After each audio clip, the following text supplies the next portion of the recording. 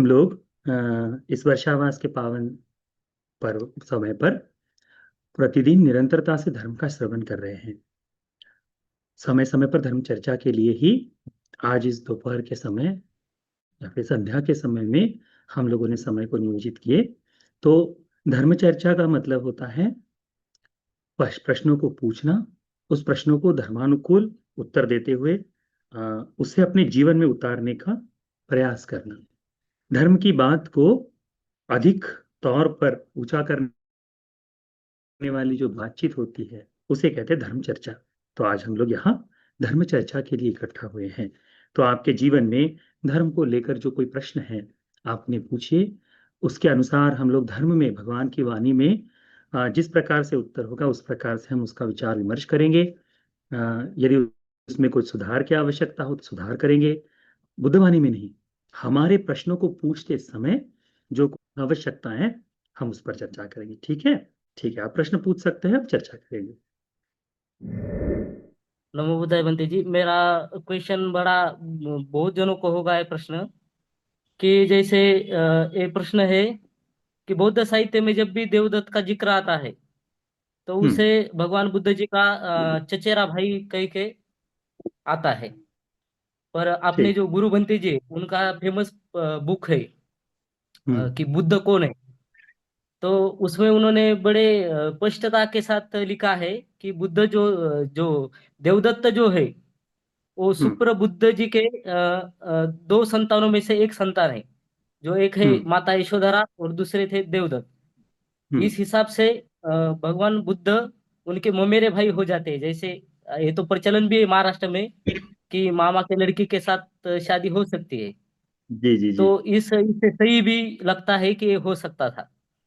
जी तो इस आशय से सही भी लगता है कि गुरु भंते जी ने एकदम सही ढंग से जहाँ कहीं से लिया है एकदम सही से लिया है।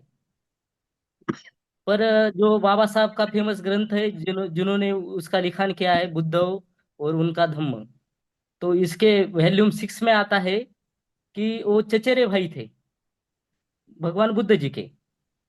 तो उनके संदर्भ में आता है कि माता यशोधरा को उन्होंने कहा कि थोड़ा वो अलग ही है कि जैसे जो धीर कहता है हम्म। जैसे पति का भाई बोलता है उस आशय से हम्म। बताया गया है और पूरा हम्म। वो भड़काते हैं भगवान की तरफ। तो मेरा हम्म। क्वेश्चन था कि कभी भी अपना सगा भाई बहन को नहीं बोल सकता है वैसे जिस हम्म। आशय में लिखा गया है। अभी उन्होंने भी कहीं तो पढ़ा होगा वही से ही लिखा होगा।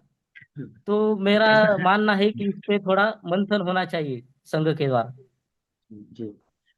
देखिए, देवदत्त की बात जब भी होती है ना, तो किंवदंतियां तो बहुत सारी है ही। ठीक है। तो हमें अधिकांश तौर पर एक देखना चाहिए कि उनका वह चचेरा भाई होने से या ममेरा भाई हो जाए, जो भी हो, उससे धर्म की मूलिक भाव को, ढांचे को कोई हानि पहुंचती है क्या? तो नहीं पहुंचती। ठीक है। उसे हमको विशेष करके देखना चाहिए।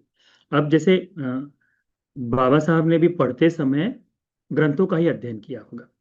तो जैसे भाषांतर में कई बार पाली भाषा का अर्थ लेते समय वो चचेरा और ममेरा इन दोनों में हो जाता है तो एक ही परिवार के लोग।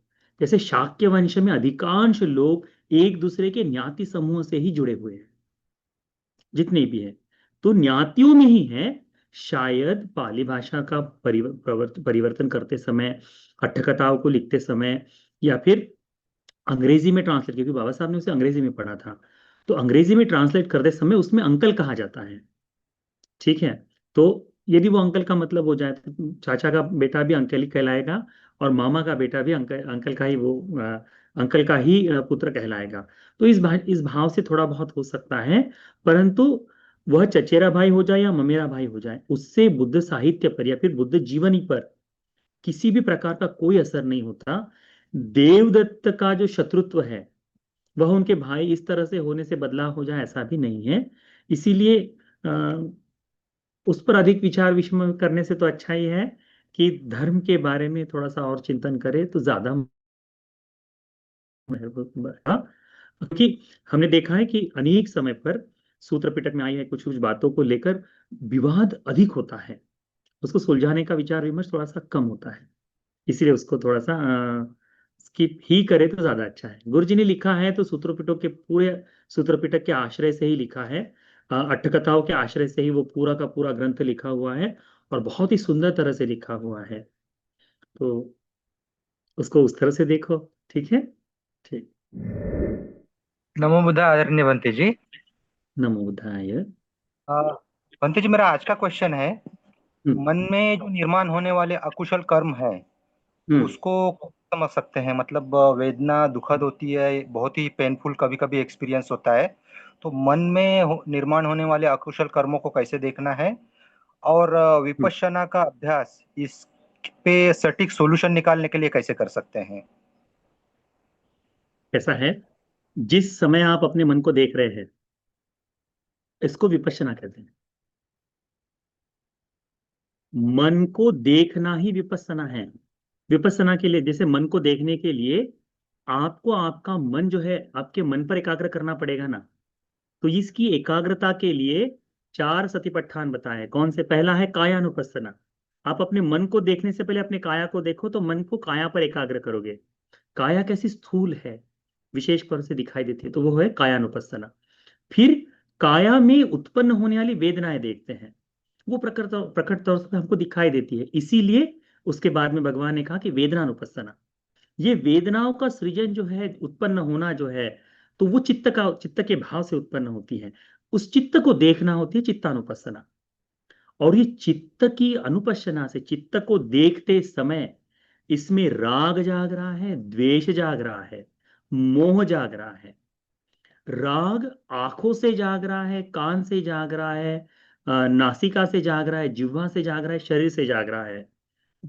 ये हो गए इसको देखना, या फिर मन से जाग रहा है। इन धर्मों को देखना होता है धम्मानुपස්සना। जब कोई व्यक्ति, जैसे कोई भी व्यक्ति, उसके मन में, मेरे मन में भी गुस्सा आ गया है, मेरे मन में क्रोध आ रहा है, मुझे इसके बोलने की बात का बुरा लग रहा है, जिस क्षण आप ये चिंतन करते हैं, उसे कहते हैं मैं विपස්සना कर रहा हूं। उसी को विपश्यना कहा है। विपश्यना इसके अलावा दूसरा कुछ नहीं है। आप 24 घंटे आंखें बंद करके कि नहीं भाई मैं तो ऐसा, मैं तो ऐसा, मैं तो, वो विपश्यना नहीं होगी। जब आपके मन में क्रोध जाग रहा है, तो क्रोध को जागते हुए देख रहे हैं। आपके मन में राग जाग रहा है, तो मेरे मन में इ- इस दर्शन के कारण, इसको देखने के कारण, इस चिंतन के कारण मन में राग जाग गया है। वो जानना विपश्यना का अंश है। फिर इसके साथ साथ ये राग इस कारण से जागा है, फिर उस पर चिंतन जो करना है, कौन सा? कि ये जो राग है, ये इस कारण से जागा, भगवान ने कहा है ये तो अशुभ है, ये अनित्य है, अनात्म है, इसके प्रति कैसा मोह। तो वो अनित्य उसमें देखना, उस धर्म में भी अनित्य देखना। द्वेष भी, उसने मुझे ये कहा, शाब्दिक स्वरूप से कहा है, यथार्थ में कैसे, उसको कहते हैं विपश्यना। तो अपने मन में जागने वाले कुशल और अकुशल, कुशल हैं, कुशल में भी विपස්සना होती है कि इस समय मेरे मन में, उसमें है ना, सरागं चित्तं वा सरागं चित्तं ति पजानाति। हाँ, वीतरागं चित्तं ति पजानाति कहा है ना। तो इस तरह से अपने चित्त को देखना जो है, वो विपස්සना का ही भाग है। तो चाहे आप अपनी आंखें खुली रखकर भी चिंतन करें, या आंखें बंद कर कर भी चिंतन करें, है दोनों समय में विपස්සना ही। विपස්සना इससे अलावा, इसके बाहर ऐसा कुछ है करके हमें नहीं लगता। आप पूरा सही इसका सतिपट्ठान नाम सूत्र का अभ्यास कर ले, आपको स्पष्टतः वह दिखाई देगा। फिर इनको देखते समय, जब हम निरंतरता से, मेरे मन में राग जाग रहा है, तो राग जागने के पीछे ये कारण है, इसको देखते हुए, ये राग जाग रहा है इस कारण से, जैसे जैसे चिंतन करते जाओगे, धीरे धीरे उस राग के प्रति जो भाव है, वो भी घटते जाएगा। ठीक है। तो वो फिर विपස්සना का सकारात्मक अभ्यास हो जाएगा। द्वेष जाग रहा है तो, अकुशल जाग रहा है, किसी के प्रति ईर्ष्या जाग गई, अरे देखो, इस भाव को देखकर मुझ में ईर्ष्या जाग गई है, ये ईर्ष्या जागना अच्छा नहीं। ऐसा सोचकर तत्काल यदि अपने मन से कि जो है यथा लब्ध संपत्ति, तो क्योंकि जैसा जो, जिसको जैसी संपत्ति प्राप्त हो गई है, उस संपत्ति में वो सुखी रहे, आनंदित रहे, खुश रहे, ऐसा चिंतन करते ही मुदिता जाग जाएगी आपकी। ये मुदिता का अभ्यास आपको उस अकुशल से बाहर लेकर आए, उसको देखो। ठीक। तो मेरा प्रश्न दान के ऊपर है। अगर मेरे जी। मन में दान की भावना जाग जाती है पॉजिटिव वे, तो उसके एडवांटेज, और अगर किसी व्यक्ति को देख के उसके एक्सटर्नल अपीयरेंस को देख के मैंने सोचा कि इनको क्या जरूरत है दान देने की और मैंने नहीं दिया, तो जो मुझे हम्म। ऐसे विचार आते हैं तो उसके डिसएडवांटेजेस क्या है? अगर जिसका कोई सोर्स ऑफ इनकम नहीं है और तो बंते जी को स्पेशली तो कैसे दान हम्म। दे सकते हैं? देखिए, हाँ, तो ये किसी पूछना था व्यक्ति के मुझको। स्वरूप, किसी व्यक्ति के शरीर को देखकर यदि, तो जैसे भिक्षुओं में भी, हम अभी जैसे, मैं देखने में सुंदर लगता हूँ, जवान भी लगता हूँ शायद से, पता नहीं। ठीक है, कई लोग कहते हैं बंटी जी आप तो बहुत बुरे दिखते हैं। ठीक है, तो यदि कोई व्यक्ति ऐसा हमारे शरीर की ओर देखकर विचार करे कि हाँ ये तो काम काम कर सकते हैं, अर्जित कर सकते हैं, तो थोड़ा सा गलत हो सकता है। सामान्य गृहस्थ के लिए, भिक्षा मांग भिखारी जो है, इसके बारे में सोचते हुए, यदि आपको पता है कि हाँ ये इसका इस्तेमाल सही तरीके से नहीं करेगा, तो उसको अवॉइड करने में कोई दिक्कत नहीं है। पर जब आपके मन में दान का चित्त जाग जाए, तो देने में भी कोई आपत्ति नहीं है। इसके लिए भगवान ने संपूर्णतः सरलता से बताया गया है। भिक्षुओं को दान देने के लिए जो है, जब जब आपको देखकर, जैसे वीडियो में देख लिए, आपके मन में भंते जी को देखने दान देने की इच्छा हो गई, आप दान दे सकते हैं। आप अभी सुन रहे हैं, आप सुनते समय आपको दान देने की इच्छा हो गई, दे सकते हैं। भिक्षुओं को दान देते समय भिक्षु जो है, उसको एक भिक्षु को दे रहे हैं ऐसा भाव मन में मत रखो। संघ को देने का भाव मन में रखो। संघ को देने का भाव इसलिए क्योंकि एक भिक्षु के साथ उसके सीमित सील है, सीमित जीवन की आचरण है, सीमित प्रज्ञा है उसकी। परंतु जब संघ कह लेते हैं, चाहे एक भिक्षु को दे रहे हैं, तब भी मन में भाव आना चाहिए कि ये संघ के लिए मैं दान दे रही हूँ, मैं संघ को दान दे रहा हूँ। संघगत दक्षिणा स्वरूप में ऐसा चिंतन करके दान दे, तो वो बहुत फलदायी होता है। ठीक है, तो अभी वर्तमान में अनेक पद्धतियां, जैसे आप व्यक्तिगत स्वरूप से जाकर विहार में भी दान दे सकती है। यदि विहार में व्यक्तिगत स्वरूप से नहीं जा सकते, तो जैसे अभी सतीश भैया ने शाह से बोला है, बंते जी हम आपको दान भेज दिया, आपने अनुमोदन नहीं किया अभी तक करके, आपने प्रश्न का उत्तर भी नहीं दिए करके आपने ऐसा बताया।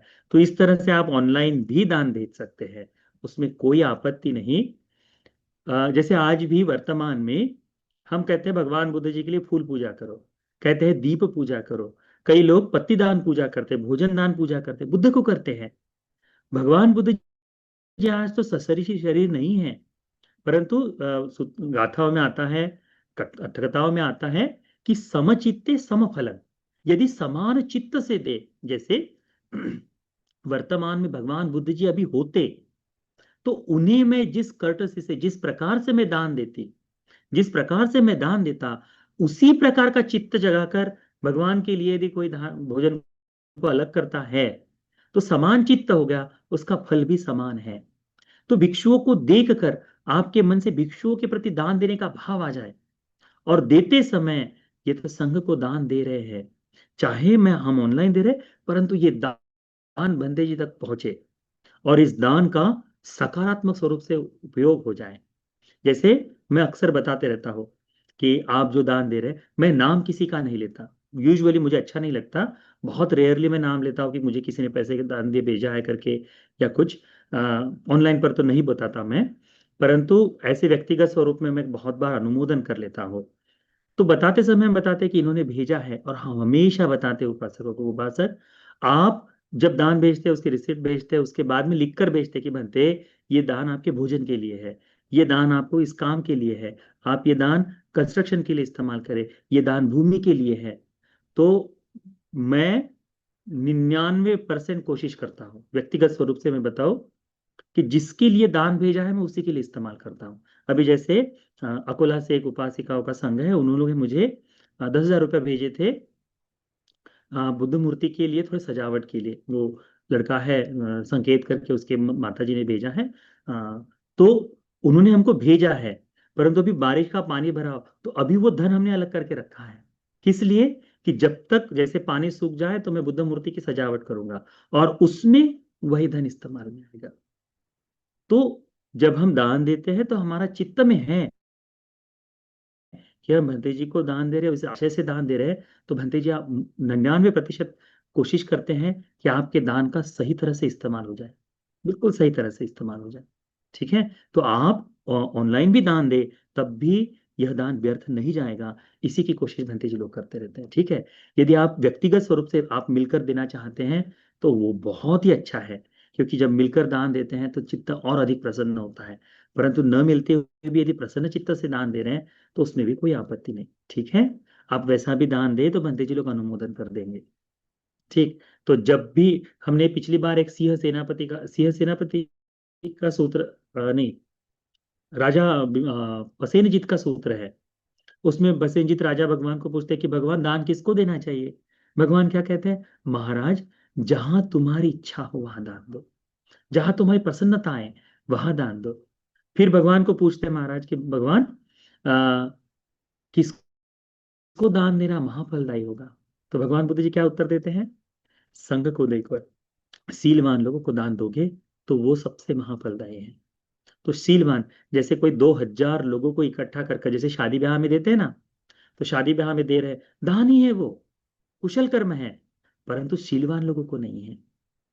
हम बहुत देश में दान देते हैं, तो कई बार तो होता है कि मदिरा आदि भी दे देते हैं, सब लोग देते हैं ना, तो वो सीलवान को दान नहीं होता, उसके दान का फल बहुत सीमित है।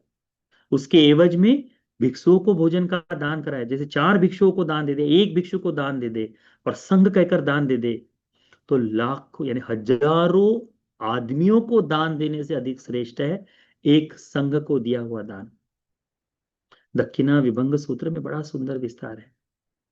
तो वो चित्त की चेतना आनी चाहिए। हम लोग कैसा अनेक बार देखते हैं कि कितने लोग हैं करके, तो वो नहीं देखना चाहिए। संघ को दे रहे, चाहे भिक्षु में एक भिक्षु भी स्वीकार कर रहा है और वो यदि कहता है कि उपासिका या उपासक संघ की चेतना से दान दो, तो उतना पर्याप्त है। ठीक है, ठीक, इतना मुझे लगता है आपको उत्तर देने में सफिशियंट है। ठीक, वंदामी भंते जी। सुखी हो, मंगल हो।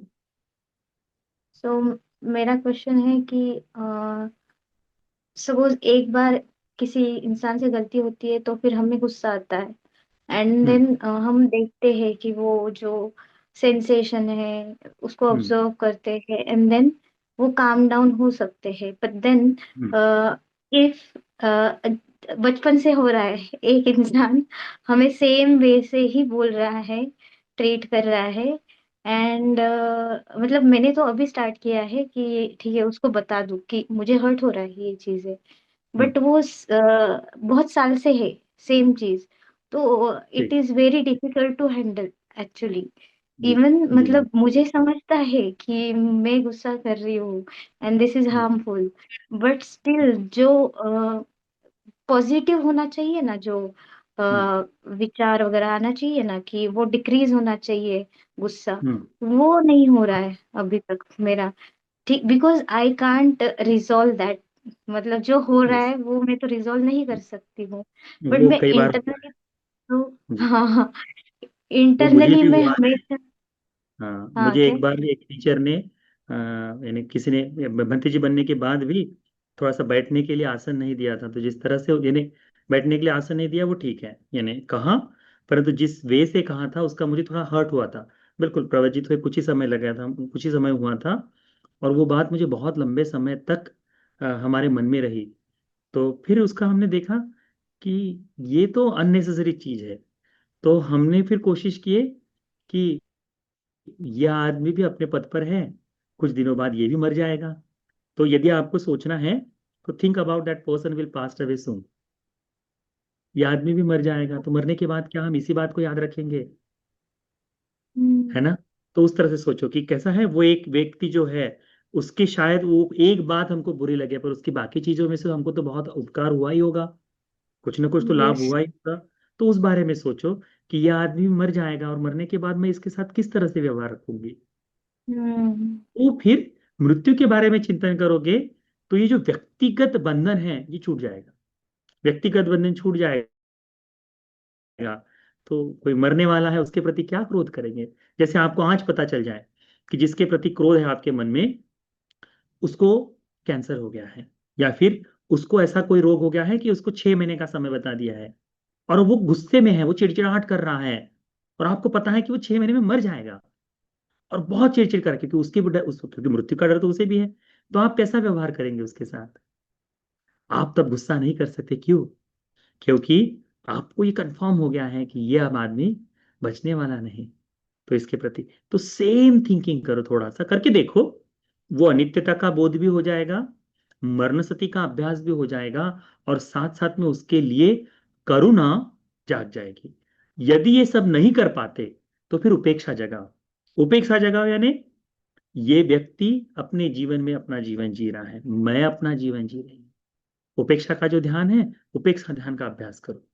तो उपेक्षा करोगे तो शायद हो सकता है ये जो लगने वाली बात, जो बुरी लगने वाली बात है, शायद इसका प्रभाव अधिक ना हो करके। पर जब तक व्यवहारिक जीवन में बंधे हुए हैं, तब तक तो थोड़ा सा है, ये मुश्किल का काम है ये। तो एक तो अपनी मृत्यु के बारे में सोच लो, अनित्य के बारे में सोच लो, उनकी मृत्यु के बारे में सोच लो, या फिर उपेक्षा का ध्यान करो। ठीक है? तो काफी हद तक आपको उससे रिलीफ मिलेगा।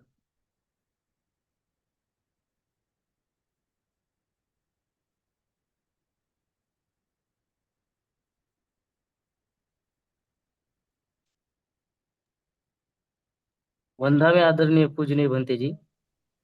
सुखी हो।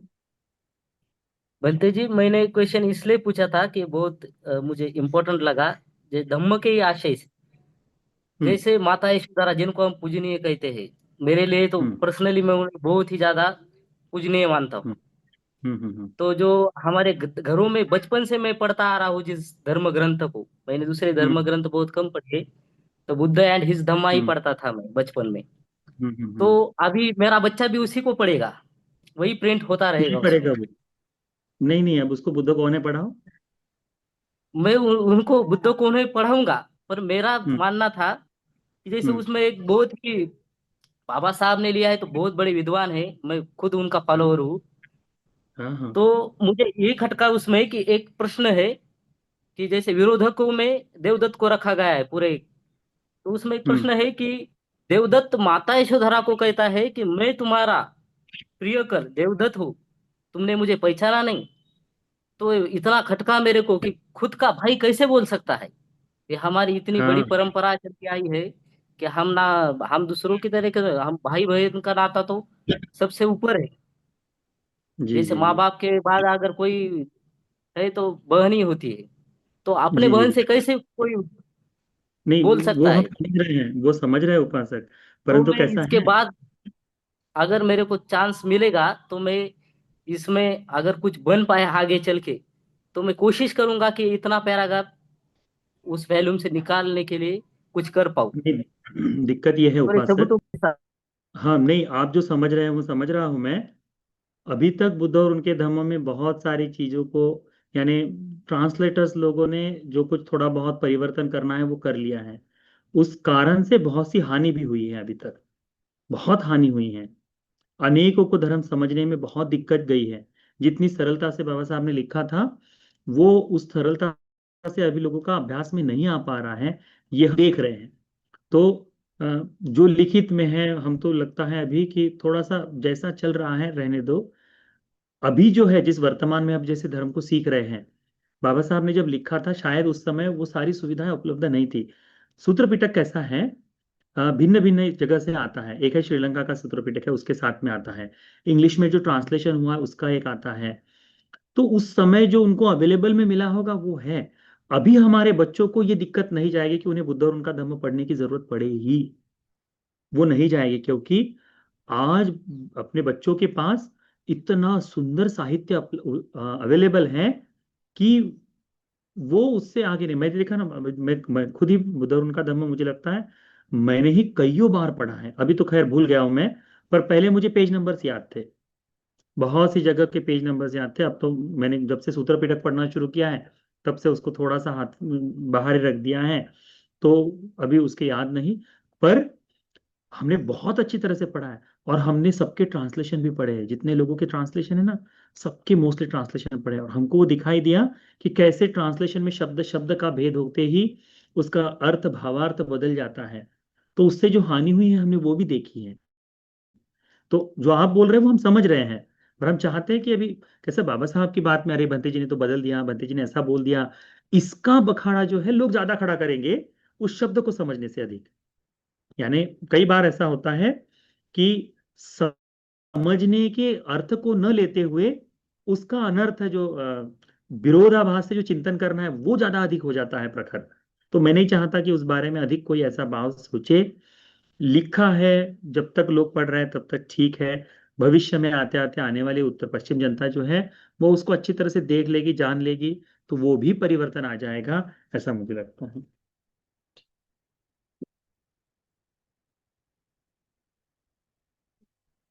ठीक, ठीक है, मैं देखूंगा उसको थोड़ा सा। हम परिवर्तन उसमें नहीं कर सकते ना, क्योंकि बाबा साहब का लिखा हुआ है। और कर देना तो इतना विरोध करेंगे लोग, उसका अर्थ नहीं समझेंगे कि क्या बोल रहे हैं क्या नहीं। अब इतनी बार ट्रांसलेशन हो गया तो हमको खुद को ही बुरा लगता है कि अरे इसने तो ट्रांसलेशन में चेंज कर दिया है, पर अब उसको कैसे बदल सकते हैं। ठीक है, तो हम समझ रहे हैं उपासक, पर हम उसके लिए भी कुछ नहीं कर सकते, हम भी बंधे हुए हैं उस बात से। मैं देखता हूँ थोड़ा सा हाँ उसको, एक बार फिर रीडिंग में लेके आऊंगा। और फिर उसका यदि कहीं हो सके कभी, तो मैं उसका खुलासा भी करूंगा कि इसके आने के पीछे, इस तरह के पीछे कारण क्या है करके। ठीक। हाँ, वंदना आदरणीय बंधु जी। सुखी हो।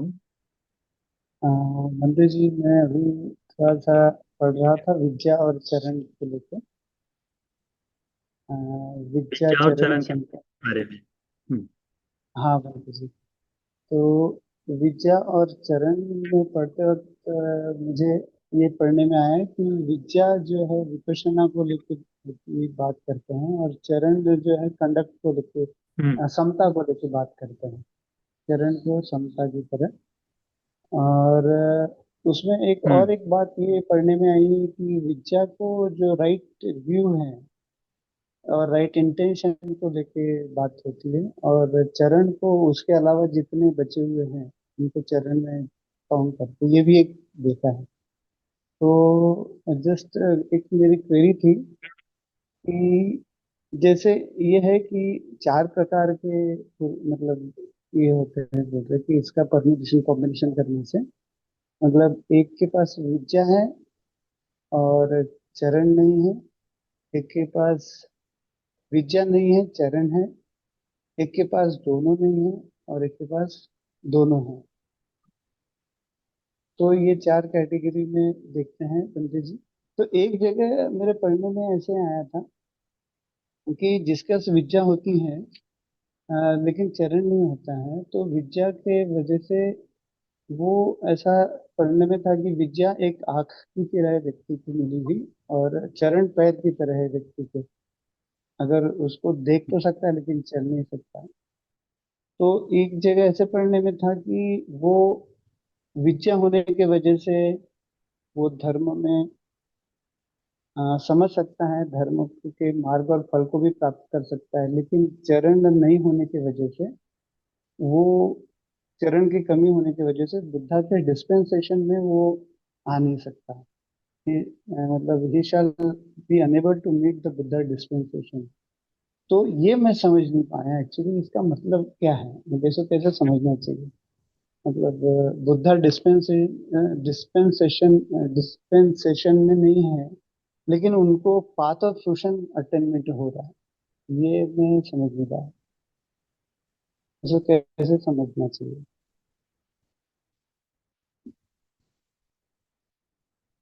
चरण है, यह बहुतांश समय केवल बुद्ध के लिए ये बात आती है। यह बुद्ध का गुण है। विद्या चरण संपन्न, विद्या चरण जो है विद्याओं में जितनी भी रिद्धियां हैं वो सारी रिद्धियां, जो 10 बल हैं, ये सारे 10 बल है ना। तो ये सारी चीजों को विद्या कहते हैं। आसवक्ख है कि भी विद्या ही है, वो भी ज्ञान ही है ना। तो इन विद्याओं के साथ चरण, अ, तथागत जिस शब्द के लिए कहते हैं, यथागत तो तथाकारी करके, वो चरण हो गया। जैसा धर्म का न्याय है, जैसे धर्म है के अनुसार जीने वाला व्यक्ति चरण की सादी पंया स्कंद से परिपूर्ण है, वह चरण हो गया। तो ये जो विद्या और चरण जो है, तो विद्या चरण संपन्न केवल बुद्ध के लिए इस्तेमाल में आया है। ठीक है। दूसरी बात कि जिस आशय से आप बोल रहे हैं, उस आशय से आप जो कह रहे हैं, तो उसमें ऐसा है, आनंद भंते जी धर्म को पूरा कंठस्थ करके रखे थे, परंतु उसको बोध नहीं कर पाए थे, है ना। शुरुआत में भगवान के परिनिर्वाण के पश्चात जब संगीति के लिए समय उत्पन्न हुआ 3 माह बाद, तब जाकर उन्हें उस रात्रि में जो अभ्यास कर रखा था उसका आचरण हुआ। तो उस आशय में आप विद्याचरण संपन्न बोल रहे हैं, परंतु उस समय केवल सुने हुए धर्म का बोध हो गया है, ऐसा ही उसे विद्याचरण संपन्न पूर्ण नहीं कह सकते। ये बुद्ध गुणों में आता है, इसलिए उसको उसी तरह से ध्यान में रखेंगे तो ज्यादा ठीक रहेगा। दूसरा कि को सीख रहे हैं, अभ्यास नहीं कर रहे, तो यदि आप से बोल आता है कि जितने लोग जो तपस्वी लोग जो है अभ्यास कर रहे हैं, ये आचरण तो कर रहे हैं परंतु विद्या नहीं है इनके पास, यानी धर्म न होने के कारण, परंतु धर्म सुन लिया है, नहीं कर पाए, वह बंधन ऐसे बांधते हैं संसार के कि वहां पर उन्हें धर्म का बोध यदा कदा हो जाता है। जैसे काश्यप भगवान के ने के भगवान के ने उन्होंने बुद्ध को, परंतु धर्म को सीसा कि पहाड़ के ऊपर चढ़े, सीढ़ी को नीचे से फेंक दिया कि ऊपर चढ़ ना पाए पुनः, आकाश वहीं पर बैठकर जो जैसा सुना है उसका अभ्यास करते रहे।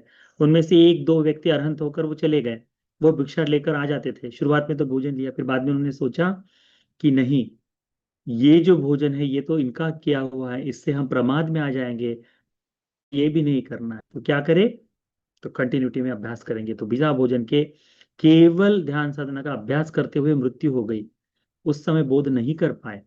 परंतु जब अपने का गौतम बुद्ध का समय आया, तो ये लोग जन्म लेते ही आकर भगवान के धर्म सुनते ही तो होकर धर्म को को प्राप्त कर लिए।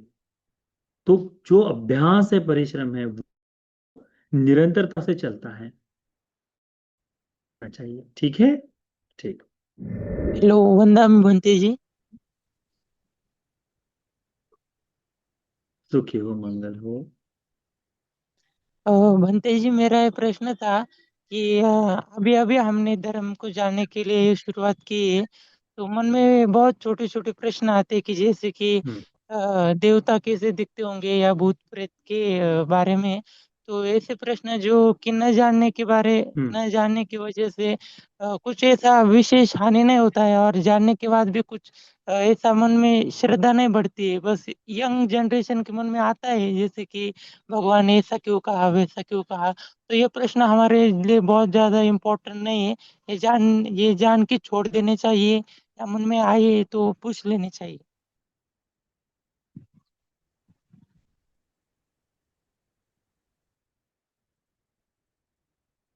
कैसा है ना उपासक,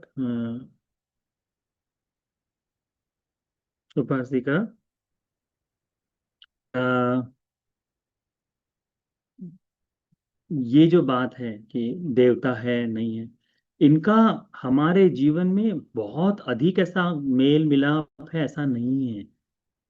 सभी सत्व कर्मानुरूप जीवन जी रहे हैं। आपका जीवन आपके परिवार पर जितना असर करता है, उतना ही ये बाहरी चीजों का, इन लोग का अपना जीवन, ये खुद अपना जीवन जी रहे हैं, ये अपने कर्म के अनुसार जी रहे हैं। तो उसके बारे में अधिक चिंतन की आवश्यकता ही नहीं है। उनके आश्रय से हम जी रहे हैं ऐसा भी नहीं है। किसी को ये कर्मानुरूप कोई किसी को बाधा हो जाए, तो इसका मतलब ये नहीं कि सबके सब बाधा में आ जाएंगे करके। अभी ये जो धर्म के नाम से अधिकांश पाखंड जो उत्पन्न हुआ है ना, कि भैया तुमको तो इसकी बाधा हो गई है, तुमको तो उसकी बाधा हो गई है, ये सब इस अमनुष्य लोक को, प्रेत लोक को, दिव्य लोक को लोग नहीं समझ पाए, इसी कारण से ये सारा उत्पन्न हुआ है।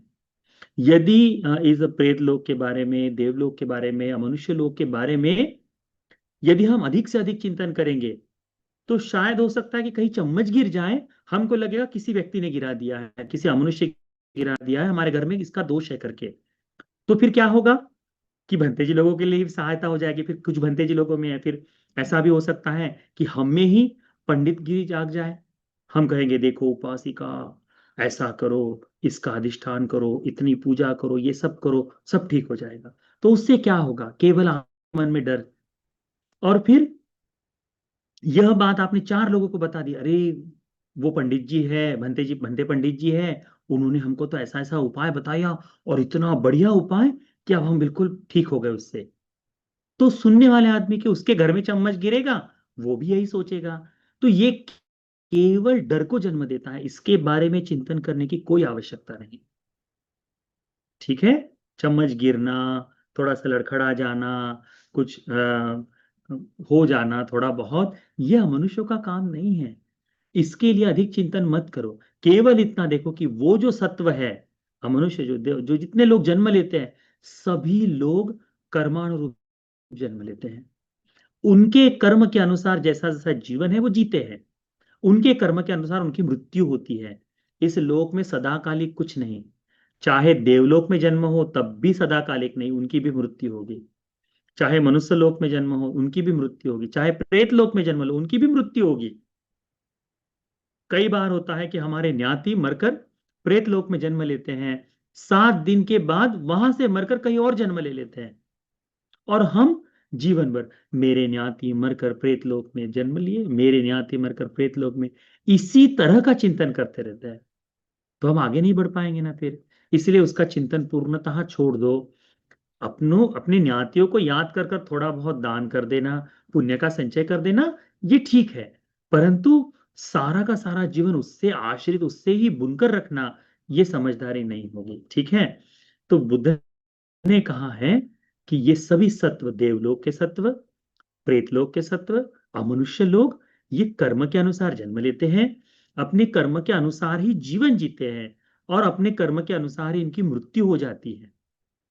इनका हम मनुष्यों के साथ बहुत ही अल्प सा संबंध है। ठीक है? तो उसके लिए अधिक सोचने की आवश्यकता नहीं। ठीक।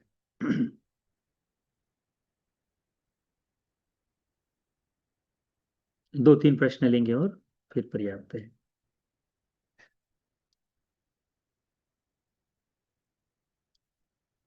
नमो बुद्धाय बनते जी। नवोदय। बनते जी, मेरा ये मतलब प्रश्न था, मतलब मुझे पता नहीं था अभी तक, अभी अभी पता चला, जो मतलब हीनयान और वज्रयान जो है ना बौद्ध धर्म में, तो उनके बारे में मुझे थोड़ा जानना था कि मतलब वो जो बोधिसत्व है ना, जो हम्म अवलोकितेश्वर हो गई, वो तारा माता हो गई, तो वो मतलब इधर तो उतना नहीं है, मतलब पता भी नहीं किसी को इधर। तो वो कैसा, मतलब मुझे जानना है उनके बारे में, कैसे उनकी उपासना करनी है, क्या करने है, बोधिसत्व के बारे में थोड़ा।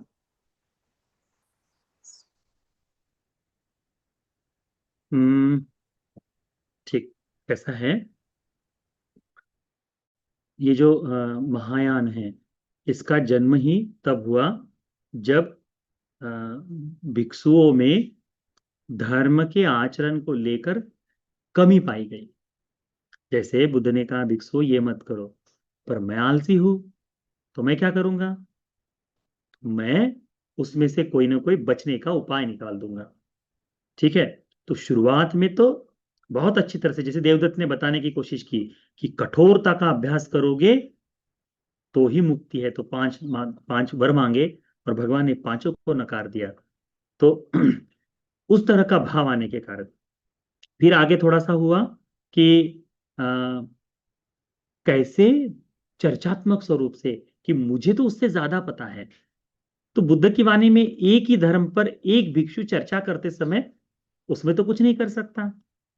तो फिर अपने भाव से कि मुझे ऐसा लगता है, तो उससे धर्म को न जानने वाला व्यक्ति को सुनते समय उसका बड़ा भाव हुआ। तो धीरे धीरे सीलों में कटौती करने के लिए कि नहीं भाई हमको अरहंत नहीं बनना है, हम पारमिताएं पूर्ण करें। तो फिर पारमिताएं पूर्ण करनी है, तो फिर उसमें तो सब कुछ, सीलों की उतनी आवश्यकता नहीं, जैसा जैसा जीवन जिएंगे साधारण सा जीवन जीते हैं। इस भाव से कठिनाई में कमता आती गई।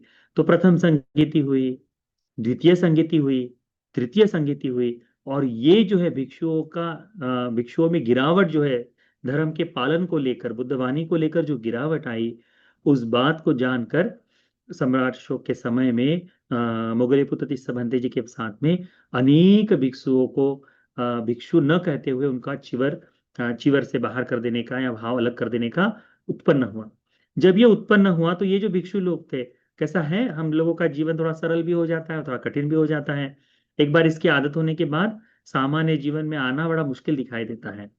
तो ये जो लोग अलग हो गए, इन लोगों ने सोचा कि हम तो संख्या में ज्यादा हैं, हमको तो ये तो बहुत ही जबरदस्ती से किया गया है। तो फिर उन लोगों ने भिन्न होकर, बाहर होकर अपने एक समूह को इकट्ठा कर लिया और कहा कि हमको अरहंत वगैरह नहीं बनना, हम तो बुद्ध बनेंगे। तो हमारा उद्देश्य एक छोटा सा अरहंत बनना नहीं, हमारा उद्देश्य बुद्ध बनना है, महान बनना है। तो छोटा उद्देश्य रखने वाले ही हीनयान, कि इनका जाने का तरीका ही नहीं, छोटा सा छोटी जगह पे जाना है। हम तो बुद्धत्व के लिए कोशिश कर रहे हैं, तो हम बड़े ज्ञान वाले लोग हैं, हमारा विचार बड़ा है। तो उस तरह से हीनयान और महायान हुआ। फिर बुद्धवाणी तो पूरी तरह से केवल और केवल अरहत बनो, निर्वाण की ओर जाओ, ऐसा बताती है। तो कैसे करें?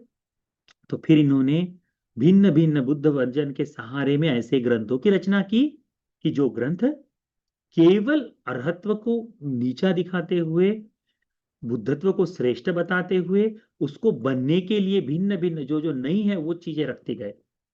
फिर इनमें सहायता करने वाले बोधिसत्वों का सृजन हुआ, अलग अलग तरह से देवताओं का सृजन हुआ। और जो पूजा आदि, जितनी देवताओं की पूजा देखी जाती है, ये हिंदू धर्म में भी आज जितनी पूजाएं देखी जाती है, इन सारी पूजाओं का जड़ जो है वो महायान से उत्पन्न हुआ है। तो ये दो भाग उसमें बटे हैं। इसका आरंभ बुद्ध के परिनिर्वाण के साथ, यानी देवदत्त के साथ हुआ, पर बुद्ध परिनिर्वाण के बाद बहुत विशेषता से आ गया, क्योंकि मुगल महाकाश्यप भंते जी को सुनने में आया कि अरे भगवान बुद्ध जी का तो परिनिर्वाण हो गया, अब हमको नियम के लिए कठोरता से पालन करने वाला, बोलने वाला व्यक्ति अब चला गया है, अब हम अपने हिसाब से रहेंगे। तो महाकाश्यप भंते जी ने स्पष्ट था, कह दिया था कि ये जो आनंद भंते जी को डांटा भी था उन्होंने कि आनंद, तुमने पूछा क्यों नहीं भगवान से कि भगवान कौन से नियमों में परिवर्तन कर सकते हैं? तो कहा कि जब शास्ता जीवित थे तब पूरे नियमों का पालन करते हैं, शास्ता की मृत्यु के बाद नियमों का पालन ना करे तो ये शास्ता पर दोष देने वाला होगा, संघ पर दोष देने वाला होगा। तो पूरे ही नियमों का संघ पालन करेगा, ऐसा प्रथम संगति में महाकाश्यप भंते जी ने वहां सबके सम्मति में स्वीकार कराया गया था। इन्हीं नियमों को ढिलाई देने के लिए ही महायान का उत्पन्न हुआ है, दूसरा कुछ नहीं है। बुद्ध शासन में स्पष्टतः कहा गया है कि जो एक बार अरहंत हो जाता है, जीवन मुक्त हो जाता है, वो परिवर्तन नहीं होता। पर महायान के कुछ अंशों में ऐसा कहा जाता है कि अरहंत व्यक्ति भी व्यस्त हो सकता है करके। क्यों? क्योंकि अपने बात को ग्लोरीफाई करने के लिए उस तरह से बताया गया है। तो इसीलिए हम परंपरा से बुद्ध विनय को मानते हुए, पंचशील का पालन करते हुए, आर्य अष्टांगिक मार्ग पर चलने के लिए प्रतिबद्ध हुए लोग हैं। तो ये आर्य अष्टांगिक मार्ग केवल और केवल स्थविरवाद में या फिर हीनयान के भाग में, या बुद्ध की बात मानने वालों के लिए है। तो हमने महायान का चिंतन अधिक न करते हुए केवल और केवल आर्य अष्टांगिक मार्ग का चिंतन करते हुए, इस आर्य अष्टांगिक मार्ग के सहारे यदि जीवन जिए उतना पर्याप्त होगा।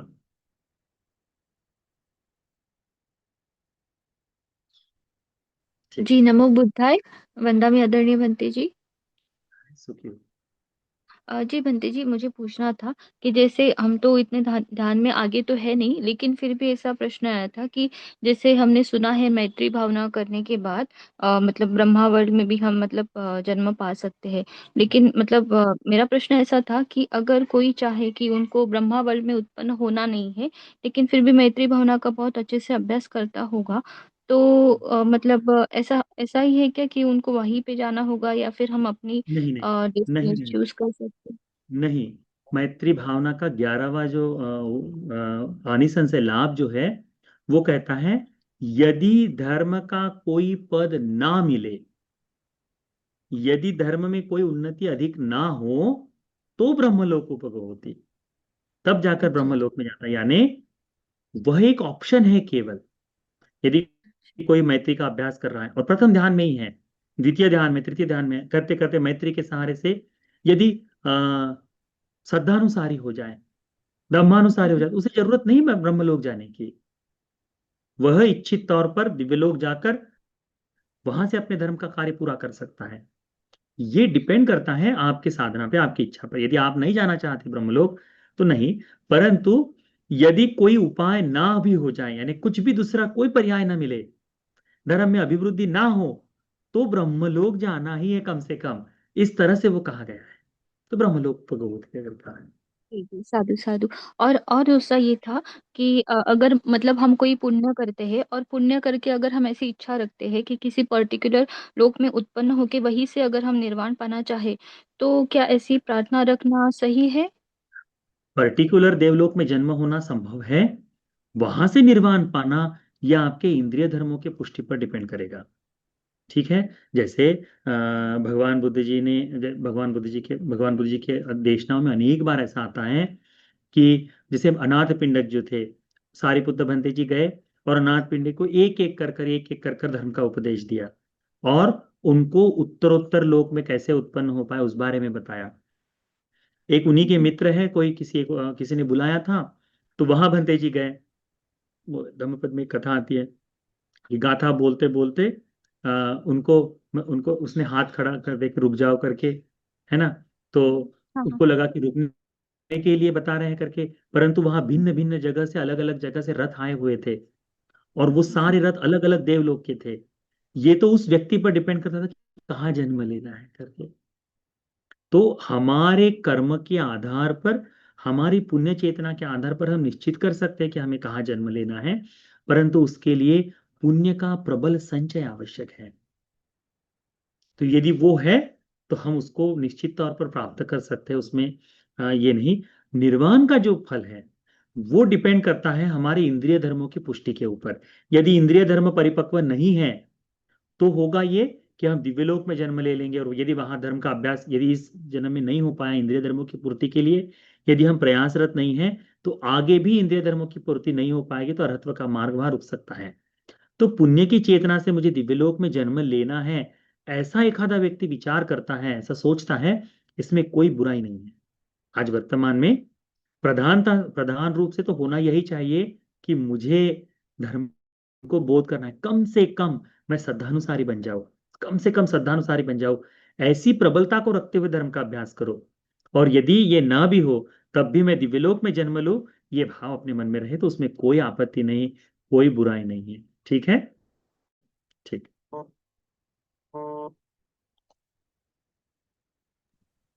वंदनामी आदरणीय पंडित जी, नमो बुद्धाय। जी पंडित जी, मुझे जी ये पूछना था कि श्रोतापन्न अवस्था में 3 बंधन टूटते हैं, सक्काय दृष्टि, विचिकित्सा और शील भरत ब्रह्म। तो हम ध्यान करते समय काया में देखते हैं, वेदना जो है उसको देखते हैं कि ये मैं नहीं, मेरी नहीं है। और बुद्ध धम्म संघ के प्रति तो श्रद्धा है, और कुछ शंका शंका नहीं है। और शील जो हम पंचशील अष्टशील पालन करते हैं, लेकिन वो यानी कि वो करते हैं तो वही श्रोतापन्न अवस्था में आते हैं, या किस हद तक करना चाहिए, कैसे करना चाहिए? मैं अगर सक्काय दृष्टि कैसी होनी चाहिए तो हमारी सक्काय दृष्टि कंप्लीट हो जाएगी? कैसा है? हाँ। ये जो धर्म है वो सभी जगह से समान है। जैसे सम्मादिट्ठि नाम का सूत्र है मध्यम निकाय में, मुझे लगता है छठा या आठवां सूत्र है शायद से, पहले ही पुस्तक में। उस सम्मादिट्ठि सूत्र में लगभग 16 प्रकार बताए गए हैं श्रोतापन्न बनने के। किसी भी एक धर्म को पकड़कर भी श्रोतापन्न, परंतु ये सारे ही धर्म इकट्ठा ही है। जैसे कोई व्यक्ति केवल बुद्ध धम्म संघ के प्रति अचल श्रद्धा जगाता है, शील संपन्न हो जाता है, इतनी मात्र से श्रोतापन्न हो जाएगा, इतने मात्र से उसकी सत्कार दृष्टि विचिकित्सा शीलवत परामर्श समाप्त हो जाएगा। केवल कोई आहार को देखता है कि मैं भोजन कर रहा हूं, तो 4 प्रकार का भोजन है, ये भोजन 4 प्रकार का कर रहा हूं, इसको देखते हुए श्रोतापन्न हो सकता है। किसी में ये सब अनित्य है, इतना भाव जाग जाए तो श्रोतापन्न हो सकता है। किसी में ये दुख आर्य सत्य है, ये दुख समुदय आर्य सत्य है, ये निरोध आर्य सत्य है, ये मार्ग आर्य सत्य है, इसका बोध कर ले तो श्रोतापन्न हो जाता है।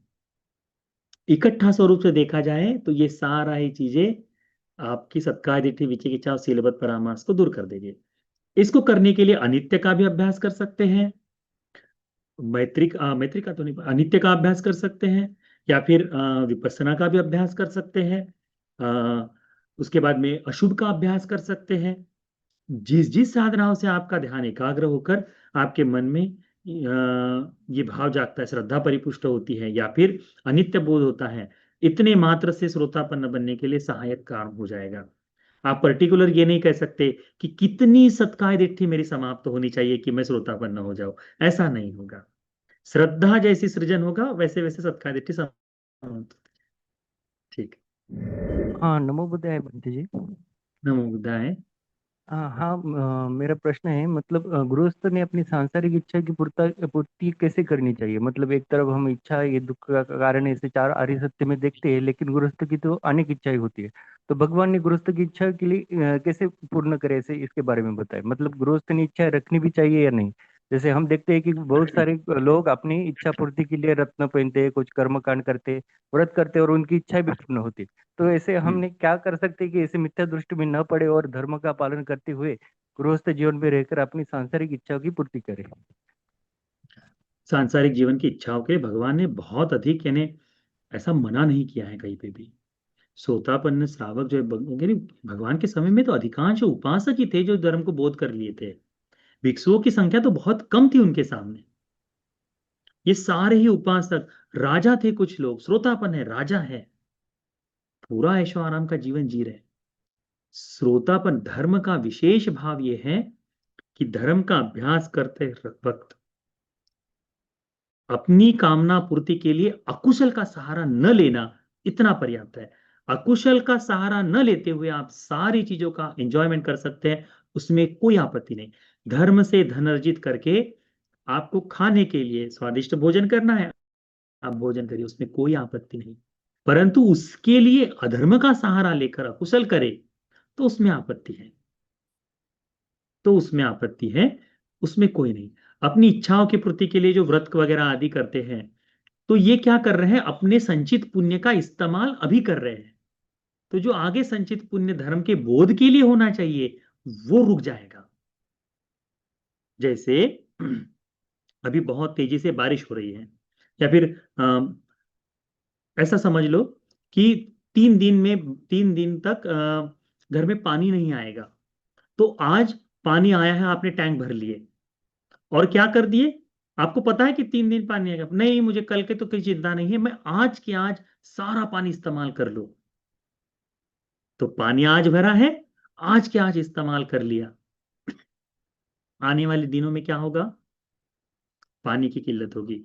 यही चीज है उसमें कि अभी आज की इच्छाओं की पूर्ति के लिए यदि कोई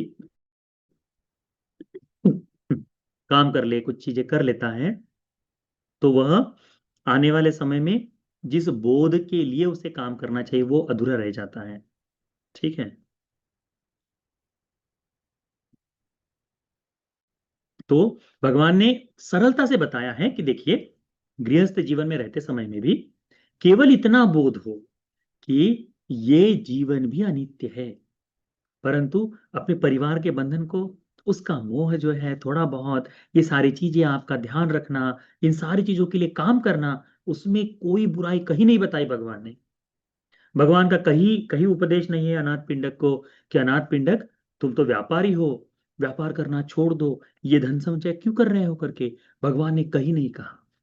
भगवान ने कहा हमेशा कि सम्मा आजीविका, सम्यक आजीविका से आजीवन जीते हुए पंच काम भोगों का इस्तेमाल करो करके कहा है। भगवान ने यह भी तो कहा है कि सुख भोगने के लिए भी पुण्य की आवश्यकता है, तो उसको भी ध्यान में रखो। ऐसा मत सोचो कि अरे भगवान तो निराशावादी है करके, नहीं है भगवान निराशावादी। हमें धर्म का जीवन जीते हुए धीरे धीरे कोशिश करनी है, क्या करनी है कि हम इस जीवन के प्रति अधिक लालसा जो है, अधिक वासना जो है, अधिक द्वेष के बंधन न बांधे। इस जीवन में आए हैं सुखपूर्वक जीवन जी। भिक्षुओं के लिए थोड़ी सी कठिनाई बताई है कि नहीं भिक्षु आपको बहुत सारी चीजें नहीं करनी चाहिए, पर उपासकों के लिए आर्य अष्टांगिक मार्ग में भगवान ने बताया। देखिए, यदि कोई व्यक्ति आर्य अष्टांगिक मार्ग के अनुसार देखा जाए तो सम्मा का मंत्र में बताया है कि क्या नहीं करना चाहिए, तो हिंसा नहीं करनी चाहिए, यानी हत्या आदि नहीं करनी चाहिए। उसके बाद में बताया है कि चोरी नहीं करनी चाहिए, व्यभिचार नहीं करना चाहिए। व्यभिचार नहीं करना चाहिए, यानी अपनी सीमा से परे जाकर दूसरों के साथ कोई ऐसा कार्य नहीं। परंतु अपनी पत्नी है, अपने पति है, अब उसकी सम्मति से यदि लिए हैं तो उसमें कोई आपत्ति नहीं। उस तक का भाव भगवान ने बताया है। पुत्र प्राप्ति के लिए, संतान प्राप्ति के लिए भगवान ने कहीं मना नहीं किया है, कहीं कहीं नहीं है। परंतु भगवान ने निरंतरता से बताया है कि ये भी दुख का कारण ही है, बस इतना बताया है।